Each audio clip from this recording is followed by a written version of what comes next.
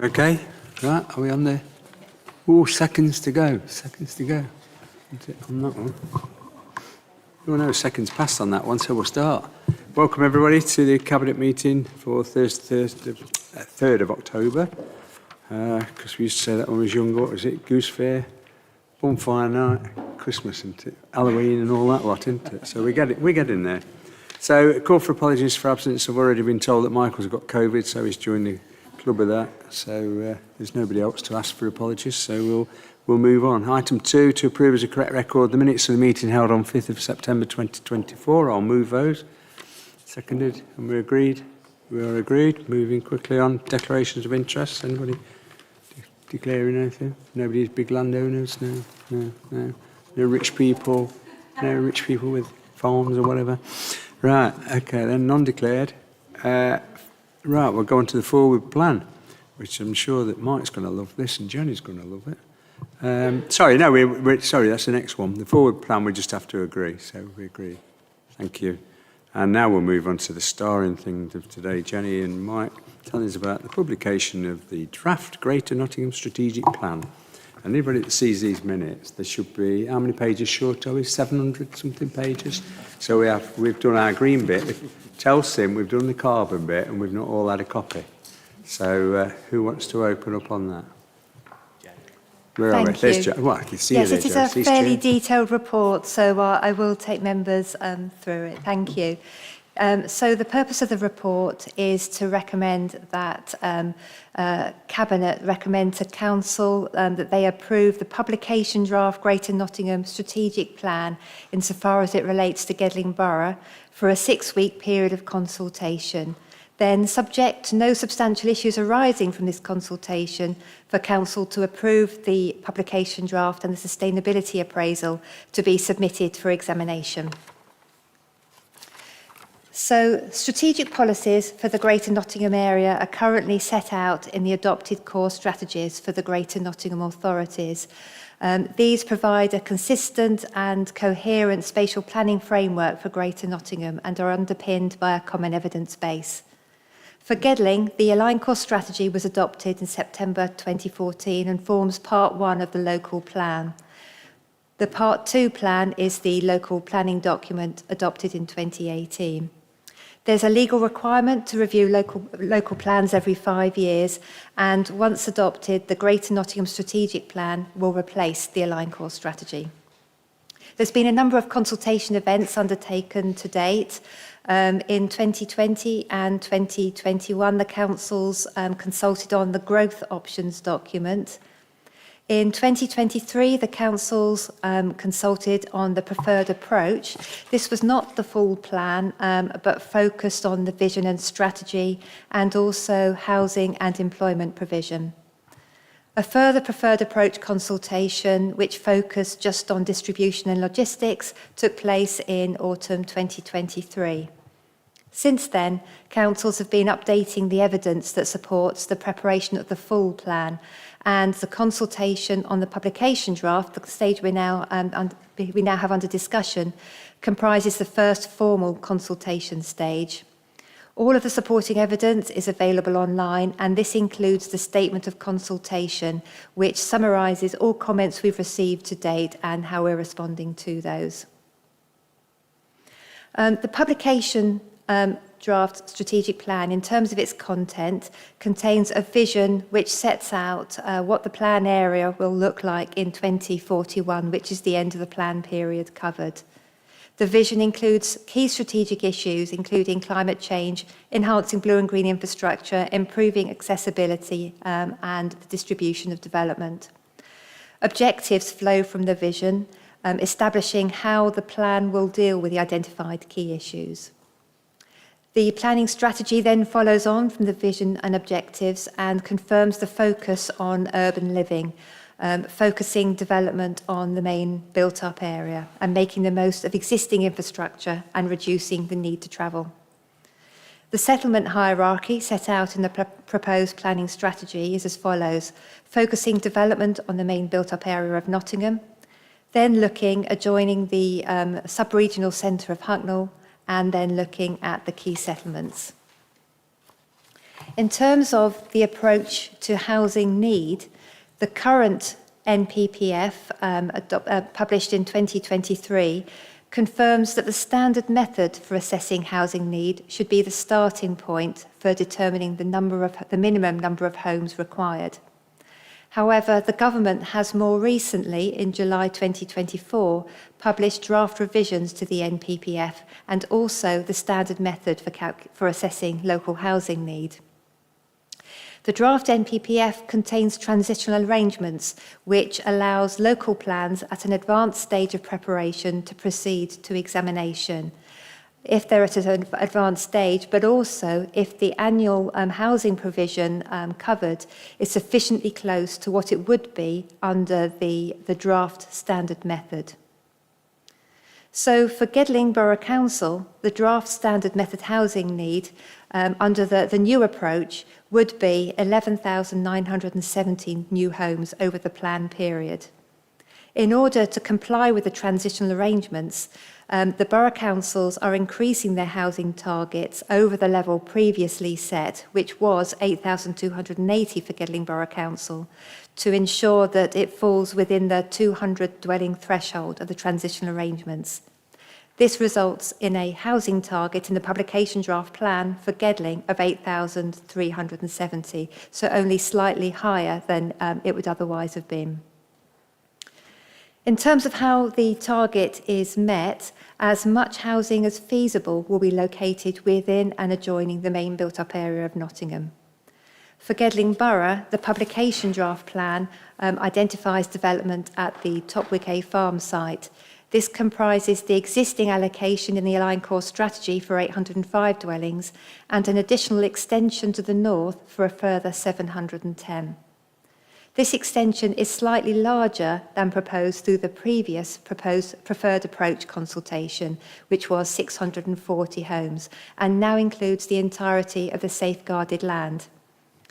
For each of the strategic sites referred to in the publication draft plan, there's a site-specific policy setting out how development will be delivered.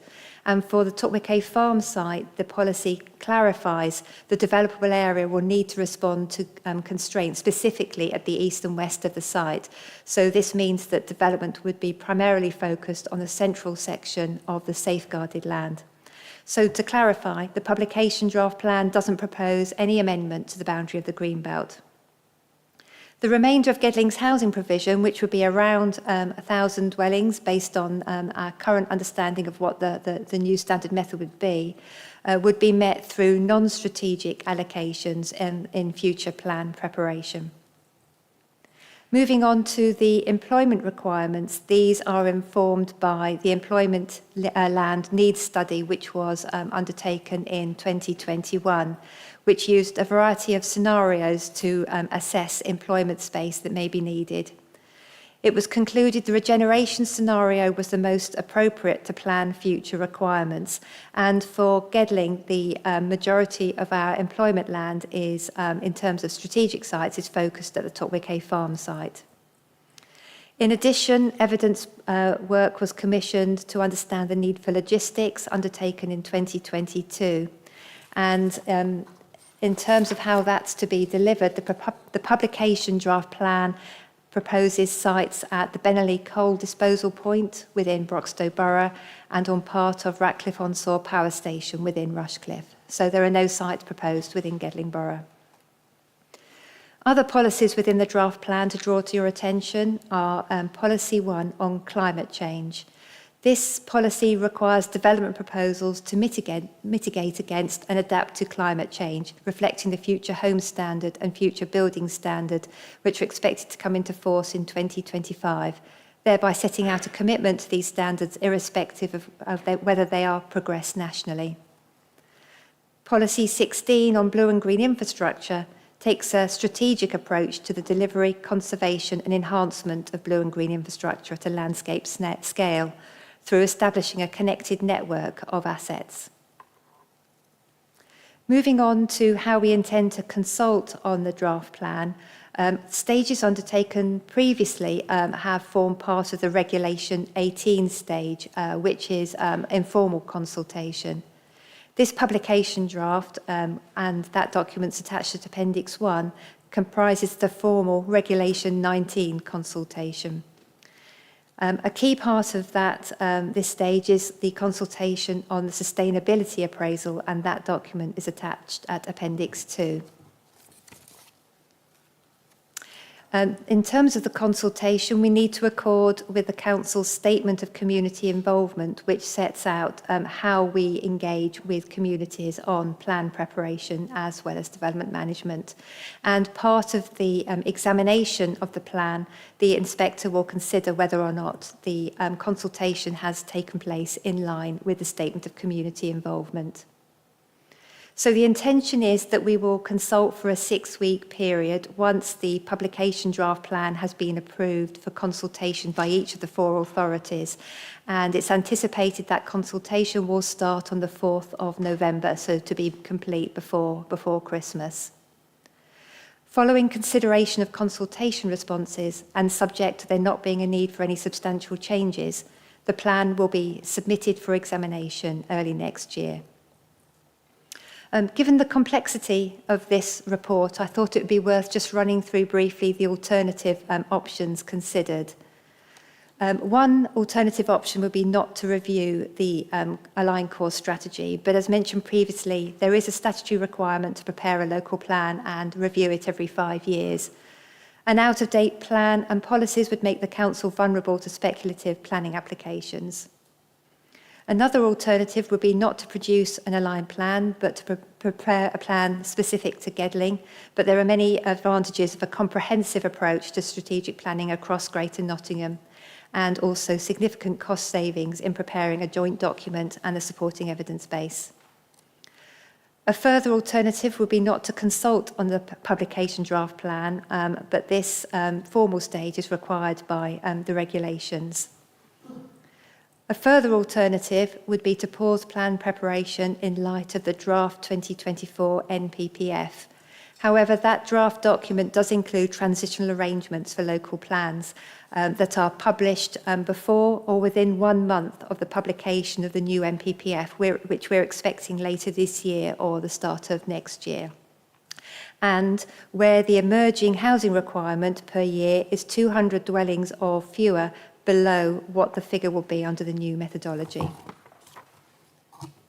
The option of pausing preparation has been considered, but this would require us to start plan preparation again, undertake a further Greenbelt review, and undertake much of the evidence base from scratch at considerable cost. This process would also be very time-consuming to put into place. A final alternative is to pause progress on the strategic plan and for a spatial development strategy to be prepared by the combined authority. However, allocations and land use designations can only be included in spatial development strategies where this power has been specifically conferred, which has not been the case for the East Midlands Combined County Authority. As such, preparation of a spatial development strategy wouldn't enable the council to allocate land to meet its housing target. So, in summary, the recommendation is that Cabinet considers and agrees that the publication draft plan and sustainability appraisal be submitted to Council for approval insofar as it relates to Gedling Borough. Thank you. Thanks, Jo, and please pass our thanks on to everybody involved with this. You must be worth your weight in gold to unravel all this lot, along with other planning officers, but thank you very much. Yeah, thanks, John. Can I add my thanks as well to Jo and Alison and all the other officers that have been involved. When you think the plan preparation started in 2019, was interrupted by COVID, on all the other work that the officers have to do and numerous consultations that seem to be coming through thick and fast. I think the fact that we're at this advanced stage means that we can actually use that transition period. And that's what we should do to get this through. Also tribute to the other officers of other councils for working together through JPAB, because without that joint working we wouldn't be where we are. And I know the sort of approvals are in progress at the moment in the various councils. So hopefully after the 20th, which I think is the last council, Nottingham City, to be asked to approve, we should be able to go forward on the timescale that Joe's been talking about. I'm sure members will be particularly pleased to see climate change is included, carbon reduction, blue and green infrastructure, which is going to be important to help every council, in fact, achieve that carbon neutral goal of 2030. But it also takes us beyond that, because we can't just stop at reducing carbon because we've reached 2030. We need to ensure we progress after that. Joe's covered the employment land, and of course there's no strategic land in Gedling Borough. So really just a thank you for a really comprehensive report, supported by a huge raft of evidence, which is all available online, as Joe says. So I hope Cabinet members will feel able to approve this going forward to Council for full approval and publication at the beginning of November. And obviously, if there's any questions, I'm sure we shall try to answer Jenny. those. David? Thank you, Chair. I think this is indicative, isn't it, of thinking globally and acting locally. And I would say that I think it makes, to my mind, perfect sense to look at this spatially as the conurbation. You know, we all know that Gedling depends on Nottingham, and Nottingham depends on Gedling and Broxton and Rushcliffe, and we have to think that way rather than thinking parochially. To my mind, it seems a very evidence-based document, which makes perfect sense, and it rolls forward, addressing the needs of Gedling within the context of the conurbation. There was one particular policy I was interested in, policy 15 on the infrastructure, and some of the suggestions there, because I think they're one of the suggestions, aren't they, of extension of the tram into Gedling and into Topwee Quay, and improving the bus routes on the A60 and along the waterside to Teal Close. So important things that we do need to get on with when money is available. So, like Jenny, I'm quite happy for it to go to council, recommend going out for consultation, and let people see the wealth of information that's in there. Thank you. David? Right. No. Anybody else? No? Okay then.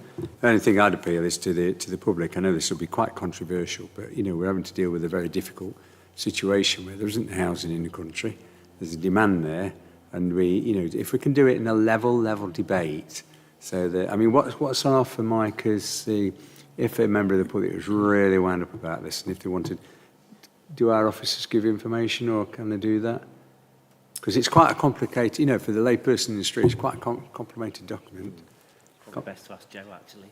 Joe, and I don't want to add to your workload, but I'm thinking if I'm Joe Soap in the street, or Mrs. Joe Soap, I better equal that up, and you've got to, trying to understand it all, it'll need somebody with some technical know-how like yourself. No, absolutely. We are consulting widely on the document, sending out emails and promoting the consultation through social media, but we're always including contact details, so members of the public can email or phone us, and we'd be very happy to talk through any sort of issues or any particular areas of interest that they would have. Thanks for that information. Okay, there's no one else wishing to speak. I will move back on page 17 and on 18. 3 items there in the recommendations. I'll move it. Seconded. Agreed? Yeah. We are agreed. Thank you. Moving on. We're on item 6, which is the annual report, senior information risk owner. I think this is down to you, Fran. Thank you, Leader. As the Senior Information Risk Owner for the Council in relation to information security and governance, I'm pleased to present this annual report for the year 2023-24. As CSIRO, I'm supported by a number of officers, including the Data Protection Officer and Deputy, and the ICT Research and Development Manager. And as a collective, this group, the Data Security Group, meets regularly to monitor risks and issues in relation to information management. As detailed in the report at Appendix 1 to the main report, the Council continues to take its responsibilities in relation to data security and information management very seriously. And the report highlights some of the work undertaken in 2023-24. In that year, training in relation to GDPR and cybersecurity has been ongoing throughout the year, and face-to-face sessions were delivered to members following the election in May 2023. And online training is provided to officers who have PC access, and paper training to those who don't, who perhaps don't need the same level of training in relation to information governance as other services. There has been a focus on mandatory corporate training in the last year, and information management training forms part of that mandatory training package and is part of the corporate induction for all new starters. There's also been ongoing one-to-one training through the year to those new officers within departments who become responsible for dealing with information requests, so our FOI representatives within each team. The Council continues to engage in the Nottinghamshire Information Officers Group to ensure consistency and best practice across the county in relation to information management. A policy review of the information security policy was completed in 2023, and a new risk management framework and strategy was also approved by this Cabinet in March of this year to enable better management and recording of risks in relation to information and data. In terms of breaches, in 23-24, there were 52 suspected data breaches reported to the Data Protection Officer. Of those, 41 were confirmed personal data breaches. That's 2 less than the previous financial year. One of those was reported to the Information Commissioner's Office, and that was actually resulting from a breach by an external supplier, not by the Council. The risks, so the breaches reported, I suppose, were relatively low in level, so we weren't talking about significant amounts of personal data, and it was generally down to clerical error. The breach rate and reasons for breaches are reported through the Data Security Group to ensure that where there are any trends or areas for concern, that we can pick those up and take mitigatory action with the relevant teams, departments or individuals. There were 38 cybersecurity incidents recorded in 23-24, but none involved malware or hacking. Of those, 52% were reported phishing emails, and it is healthy to see that staff are still alert to those and reporting those through to our ICT team whenever things appear to be suspicious. The big development last year, or another big development last year, was the adoption of the Council's digital data and technology strategy, also by this Cabinet earlier in the year.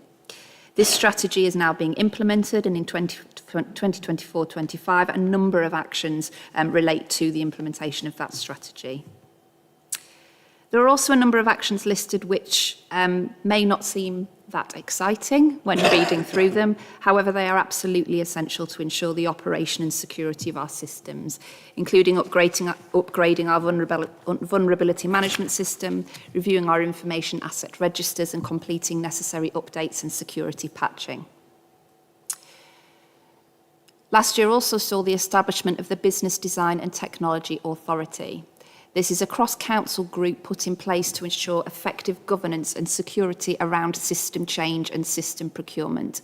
This is particularly important as we move through a period of transformation through the organisation. It's essential that key players around the organisation know what systems are being procured, how data is managed through those systems, and it's done so securely and against a set of principles that is agreed through the BTDA.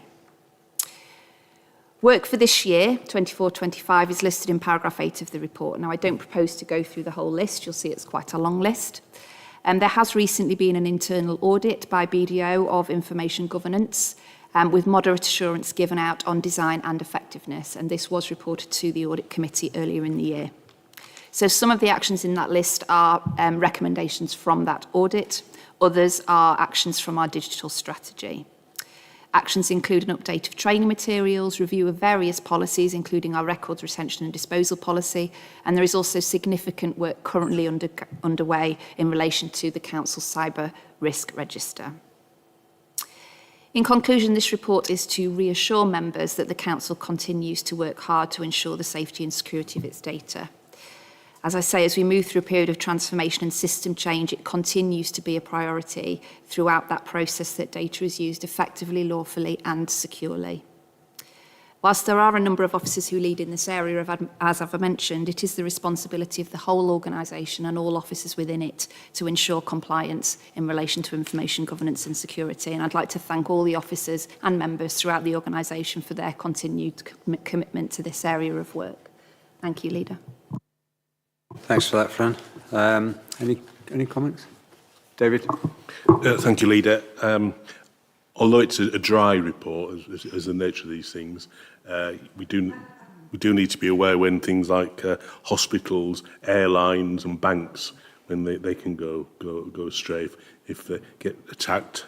On my private email account addresses, I get at least half a dozen phishing attempts a day that were picked up by the spam filter. I just wonder, I know we had member training after the last election. I just wonder whether Fran's confident that that's sufficient, or whether there are any plans to do additional training for members. Thank you. Well, certainly training in relation to officers is every 12 months.